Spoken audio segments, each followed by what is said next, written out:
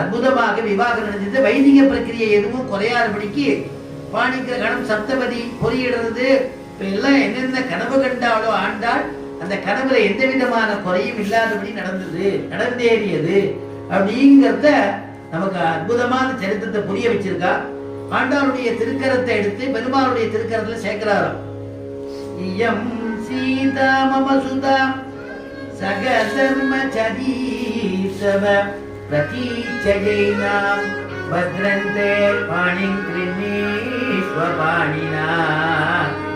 இயம் சீதா, சீதைக்கு சொல்லக்கூடிய ஸ்லோகம் அது.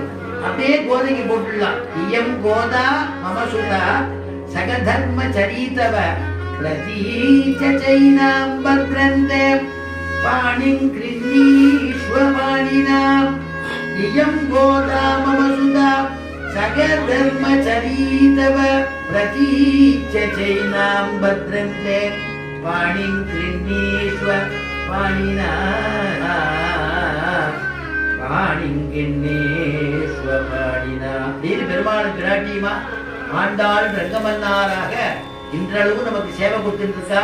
அற்புதமான இந்த திருக்கல்யாண மகோத்சவத்தை யார் யார் இதுவரைக்கும் சிரவணம் பண்ணாலோ அவளுக்கு எந்த விதமான குறையும் இல்லாதபடிக்கு சரீர வியாதிகள்லாம் நிவர்த்தியாகி பந்துக்களுடைய அந்யோன்யம் எல்லாம் ஏற்பட்டு லோகமும் க்ஷேமா இருக்கணும். உச்சித காலத்துல மழைகள்லாம் பெய்ஞ்சு எங்கேயும் வறட்சி இல்லாதபடிக்கு எல்லா இடத்துலையும் ஜலத்தினுடைய சமிருத்தி, எதுவும் எதுலையும் குறைவில்லாம நீர்வளம் எல்லாமே சொல்றாளே ஆண்டாள். அந்த மாதிரி எல்லா விதமான வளமும் பெற்று இன்புறுவோம் அப்படின்னு சொல்லி இந்த பகவத் குணத்தை பூர்த்தி பண்ணிக்கிறோம். இந்த ஒரு மாச காலமும்